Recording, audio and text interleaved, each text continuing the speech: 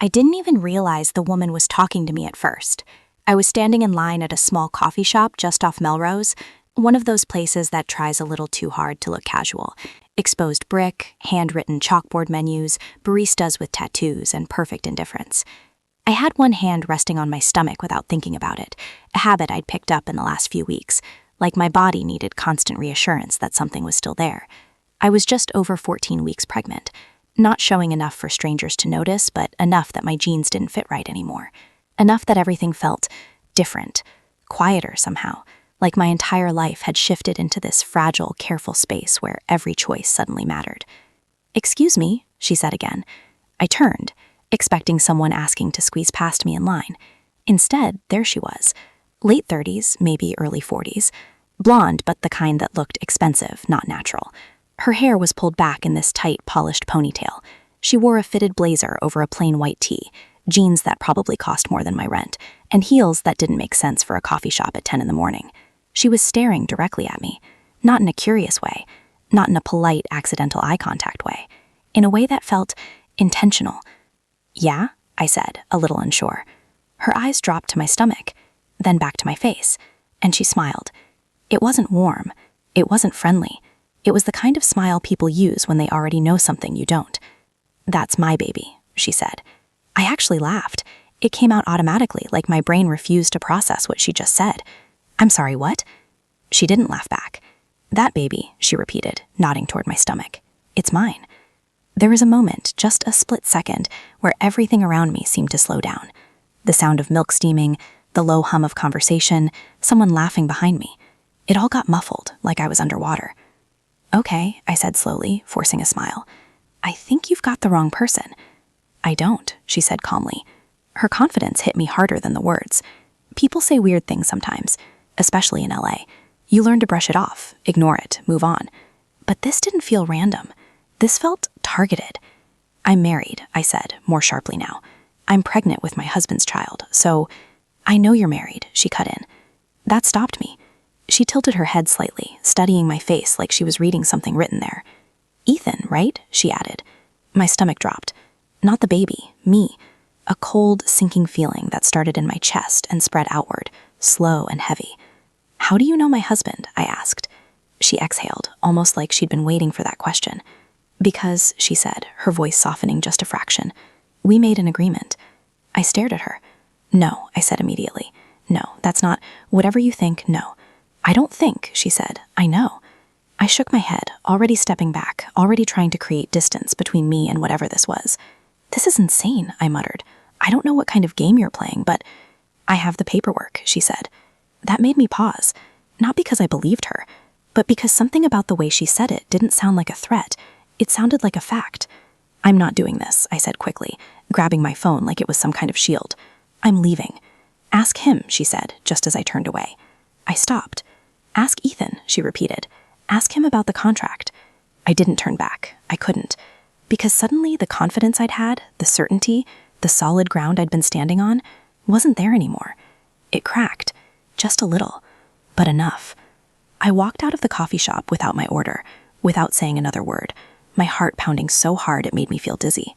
I told myself she was crazy, that it was some kind of scam or confusion or delusion. But the way she said his name, the way she looked at me, and the word contract, it stuck. It shouldn't have, but it did. The drive home felt longer than usual.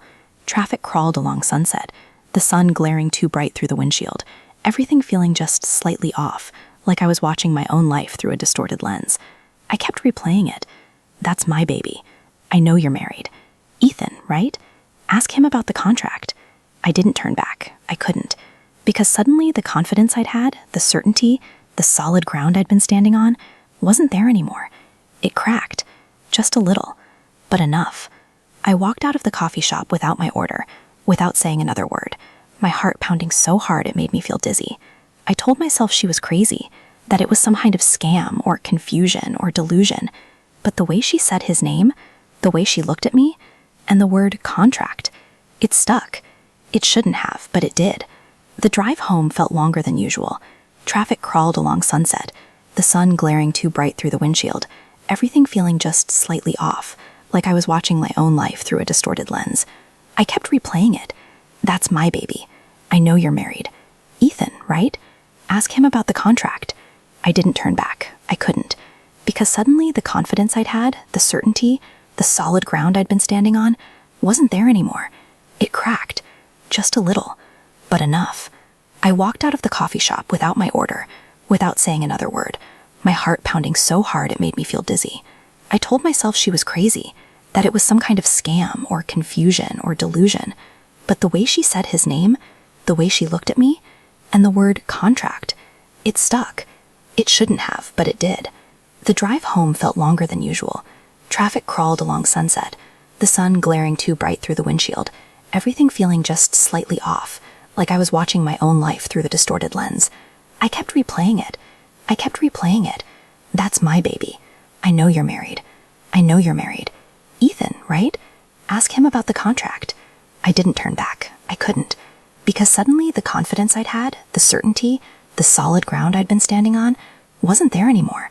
It cracked. Just a little. But enough. I walked out of the coffee shop without my order, without saying another word, my heart pounding so hard it made me feel dizzy. I told myself she was crazy, that it was some kind of scam or confusion or delusion. But the way she said his name, the way she looked at me, and the word contract, it stuck. It shouldn't have, but it did. The drive home felt longer than usual. Traffic crawled along Sunset, the sun glaring too bright through the windshield, everything feeling just slightly off, like I was watching my own life through a distorted lens. I kept replaying it. That's my baby. I know you're married. I know you're married. Ethan, right? Ask him about the contract.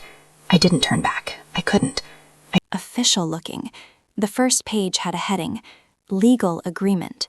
My stomach tightened. I flipped to the next page, and that's when I saw his name, Ethan Carter, clear as day. My chest felt like it caved in on itself. No, I whispered. My hands were shaking now as I scanned the page, trying to make sense of the words that suddenly felt too big, too formal, too wrong. Terms, compensation, confidentiality, and then surrogacy. I stopped breathing. Actually stopped, like my body forgot how. I flipped another page, and there it was. A name. Not mine, not anyone I recognized, but I didn't need to recognize it, because I already knew. The woman from the coffee shop. This wasn't random. This wasn't confusion. This was real. And somehow, my husband was in the middle of it. I dropped the papers onto the desk like they'd burned me. My mind was racing, trying to piece it together, trying to find some version of reality where this made sense. Surrogacy? Why? We didn't need a surrogate. I was pregnant. I was carrying our baby. So what the hell was this? I grabbed my phone again, my hands still shaking, and this time I didn't hesitate. I called him. It rang once, twice, 3 times, then voicemail. Hey, his voice came through, calm and normal and completely unaware that my world had just cracked open. I'm in a meeting. Leave a message. The beep hit like a gunshot. I didn't leave one. I hung up.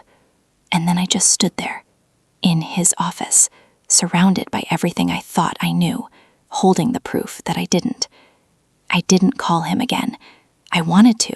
God, I wanted to hear his voice and force him to explain everything right then, to say something, anything that would make this make sense. But I knew Ethan. If he was in a meeting, he wouldn't pick up. And even if he did, he wouldn't talk about something like this over the phone. Ethan liked control, structure, order. And whatever this was, it wasn't something you casually explained between conference calls. So I waited, but I didn't wait calmly. I paced the house like something caged inside me had been set loose. Every room felt unfamiliar, like I was walking through a version of my life that had been staged just for me, something carefully built to look real but hollow underneath. I kept seeing that woman's face, that smile. That's my baby. I grabbed the folder again, forcing myself to actually read it this time instead of just reacting to it. My hands were steadier now, but my chest still felt tight, like something was pressing down on it. The document was detailed. Too detailed. Legal language filled every page. Terms, clauses, timelines, obligations. It wasn't something thrown together. It had been carefully planned, reviewed, executed. And signed. I flipped to the signature page. There it was. Ethan's signature. Clear. Intentional. No hesitation. And underneath it, hers. The woman from the coffee shop. I stared at her name like it would suddenly mean something if I looked long enough. It didn't. But one section caught my eye. Gestational surrogacy agreement. My throat tightened. Gestational. I wasn't a lawyer, but I knew enough to understand the difference. That meant the surrogate wasn't biologically related to the baby, which meant my stomach dropped all over again. This baby, the one inside me, might not be mine. I physically stepped back from the desk, like distance would somehow undo what I just read. No, I said under my breath. No, that's not possible. It didn't make sense. I got pregnant the normal way. No clinics, no procedures, nothing unusual. Just us. Just Ethan. Unless I felt sick. A slow, creeping nausea that had nothing to do with pregnancy. Unless I didn't actually know how I got pregnant. That thought hit harder than anything else so far, because it wasn't just about him anymore. It was about me, my body, my memory, everything. I tried to think back. The timeline. We'd been trying for a few months. Nothing serious, just letting it happen. And then it did. I missed my period, took a test, and there it was. 2 lines. Clear as day. Ethan had been so happy. I could see it in my head like it was happening again, his face lighting up, the way he pulled me into him, the way he kept saying, "This is it. This is really happening." There hadn't been anything strange about it, nothing out of place. Except now. Now it all felt off, like I'd missed something obvious, something I should have seen. My phone buzzed in my hand, snapping me out of it. Ethan. My heart jumped into my throat. I answered immediately. "Hey," he said, his voice casual. "I just saw you fall. Everything okay?" For a second, I couldn't speak. I just listened to him breathe on the other end of the line, listened to the normalcy in his voice, the complete lack of awareness. "Are you there?" he asked. "Yeah," I said, but my voice didn't sound like mine. It sounded thinner, sharper. "I'm here. What's up?" I closed my eyes. "Say it. Just say it." "Did you sign a surrogacy contract?" I asked. Silence. Not confusion, not immediate denial, just silence. And that told me everything. "Ethan," I said, my voice rising despite myself. "Answer me." He exhaled slowly, and when he spoke again, his voice had changed. Lower. Careful. "Where are you?" he asked. I almost laughed. "Seriously?" I said. "That's your question?" "Just tell me where you are," he repeated. "I'm at home," I snapped. "In your office, holding the paperwork you apparently forgot to hide better." Another pause. Longer this time. "I was going to tell you," he said finally. Something inside me broke. "You were going to tell me?" I repeated. "When? After I gave birth? After I handed my baby over to some random woman in a coffee shop who thinks she owns it?" "It's not like that," he said quickly. "Then what is it like, Ethan?" I demanded, "because right now it looks exactly like that." "You need to calm down."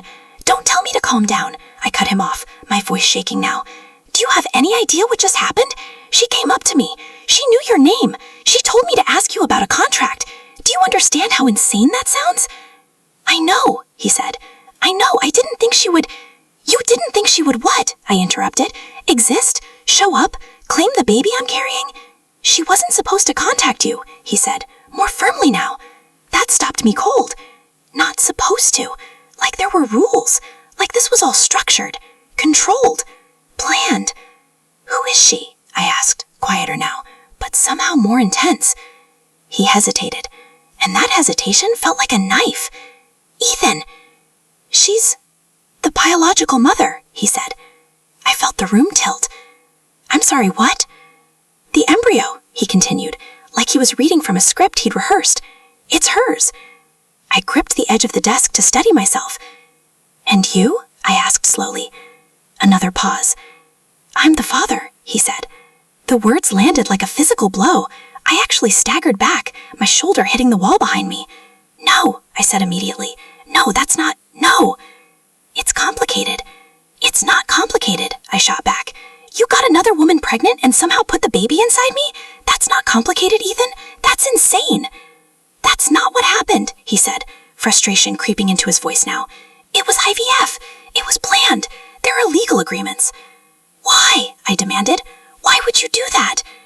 He didn't answer right away. And that silence was worse than anything he could have said. Ethan, I whispered, my voice breaking now. Why? When he finally spoke, it was quieter. She couldn't carry a pregnancy, he said. Medical issues. Multiple failed attempts. She needed a surrogate. I laughed, a sharp, disbelieving sound that didn't feel human. So you volunteered your wife? I said, without telling her? It wasn't like that. Then what was it like? I yelled. He exhaled again, heavier this time. There was money involved, he said. Of course there was. Of course. How much? I asked. That doesn't matter. How much, Ethan? I repeated. Another pause. 200,000, he said. The number echoed in my head. $200,000 for my body, for my pregnancy, for my baby. You sold me, I said. No, he said immediately. No, that's not. You sold me, I repeated, louder now. You signed a contract, took money, and put another woman's baby inside me without my knowledge. What else do you call that? I was going to tell you, he said again, like repeating it would somehow make it better. I just needed the timing to be right. The timing? I laughed again, tears starting to blur my vision. When is the right time to tell your wife she's carrying someone else's child without her consent? He didn't answer, because there wasn't one. I pressed my hand against my stomach, suddenly hyper-aware of it in a way I hadn't been before. 14 weeks. 14 weeks of thinking this was mine, ours. 14 weeks of bonding with something that, according to him, didn't even belong to me. I don't understand, I said, my voice barely above a whisper now. How did you even do this? Another long pause. And then, you remember that night you got sick? He said. My blood ran cold. What? I asked. About a month before you found out you were pregnant, he continued carefully. You had that stomach bug. You were in and out of sleep for like 2 days. I felt like I couldn't breathe. Yeah, I said slowly. I remember. We went to a clinic, he said. No, I said immediately. No, we didn't. You don't remember, he said. You were out of it, dehydrated. They gave you fluids, medication? Stop, I said, my voice shaking now. Just stop talking. But he didn't. That's when they did the transfer, he said. Everything went silent. Not just around me, inside me. Like my entire body had shut down to process what he'd just said. You're lying, I whispered. I'm not, he said. You're lying, I repeated, louder now, desperate for it to be true. I didn't have a choice, he said. That snapped something in me. You didn't have a choice? I yelled. You always have a choice, Ethan. You chose this. You chose her. You chose the money. You chose to use me. It's not that simple. It is that simple, I cut him off. You violated me. The word hung there, heavy, final. And for the first time since the call started, he didn't argue. He didn't argue with me. That was the part that kept echoing in my head long after the call ended. Not the money, not the contract, not even the fact that the baby inside me wasn't mine. It was the silence. Because Ethan always had something to say. He was the kind of man who could explain anything, justify anything, smooth over any situation with logic and calm, controlled words. That was one of the things I used to admire about him. But when I said, you violated me, he didn't correct me. He just let it sit there. And that told me everything I needed to know. I don't remember hanging up the phone. I don't remember walking out of his office. The next thing I was aware of, I was sitting on the floor in our bedroom, my back against the bed, staring at nothing. My hand was still on my stomach, but it didn't feel the same anymore. Before, it had been instinct, protective, loving. Now it felt disconnected, like I was touching something that didn't belong to me. I hated that feeling immediately, because whatever this was, however it got there, it was still inside my body, still growing because of me, still dependent on me. But at the same time, it wasn't mine. I pulled my hand away like I'd been burned. "No," I whispered, shaking my head. "No, no, no." I wanted to undo it. All of it. Go back to that morning, to before the coffee shop, before that woman opened her mouth and cracked my reality in half. But I couldn't, because the truth was already there, sitting in Ethan's office, signed, documented, real. My phone buzzed again beside me. I didn't even want to look at it, but I did. Ethan. Of course. I stared at the screen as it rang, my chest tightening with every second. I could ignore it. I should ignore it.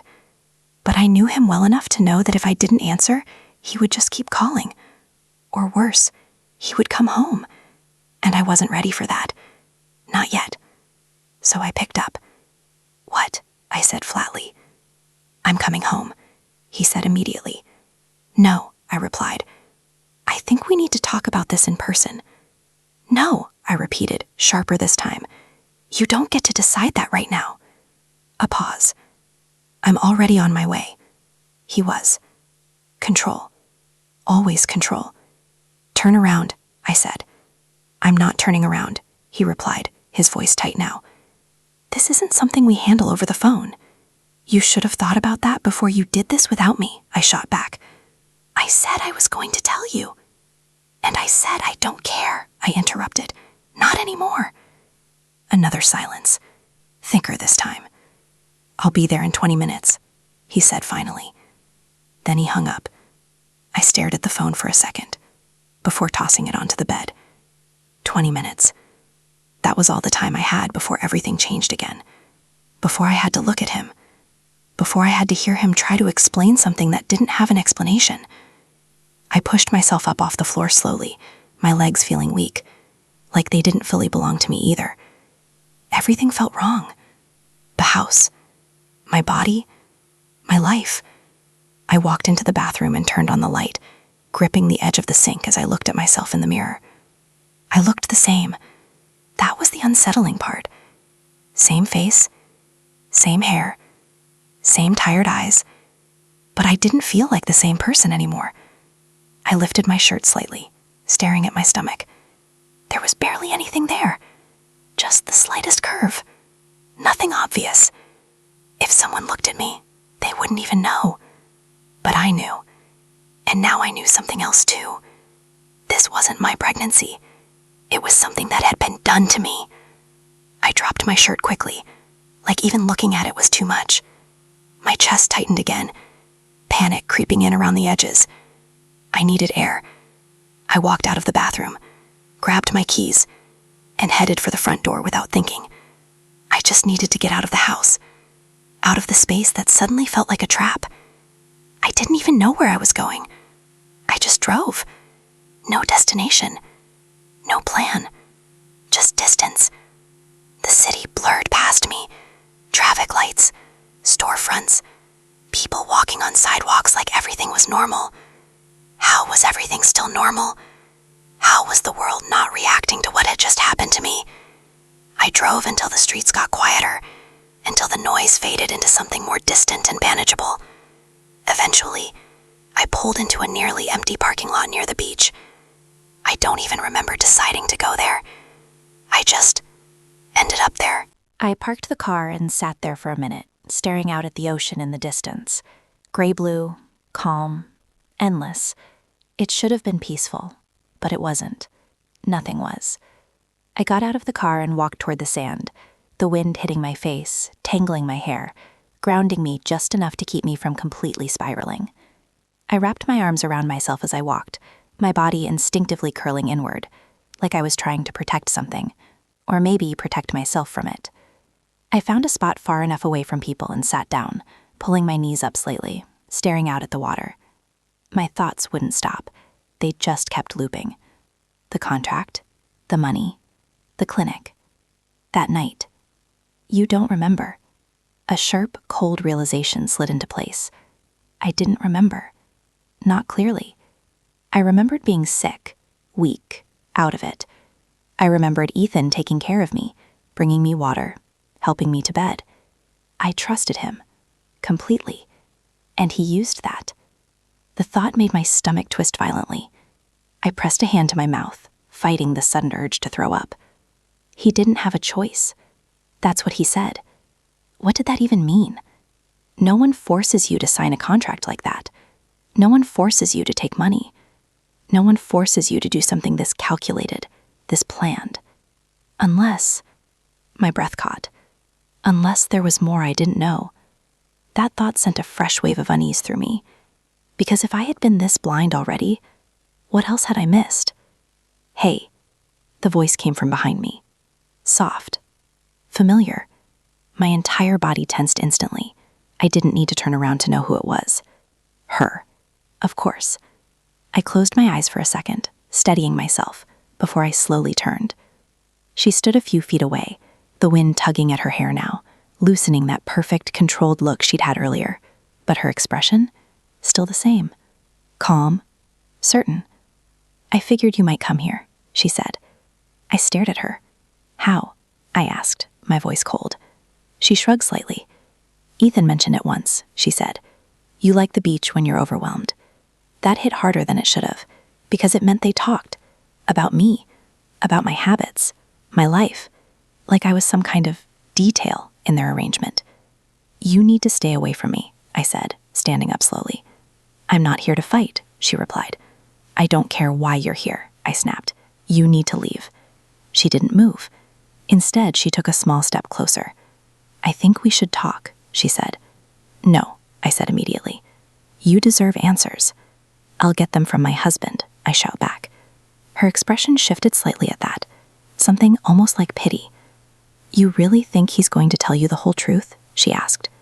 That made me hesitate. Just for a second. And she saw it. I'm not your enemy, she continued. I know it feels like that right now, but I'm not. I let out a short, humorless laugh. You literally walked up to me and claimed my baby, I said. I think that qualifies. It's not your baby, she said gently. The words landed like a slap. My chest tightened again, anger flaring up fast and sharp. I'm the one carrying it, I said through clenched teeth. That makes it mine. Biologically, it doesn't, she replied. I don't care about biology, I snapped. She studied me for a moment, her gaze steady. Then what do you care about? She asked quietly.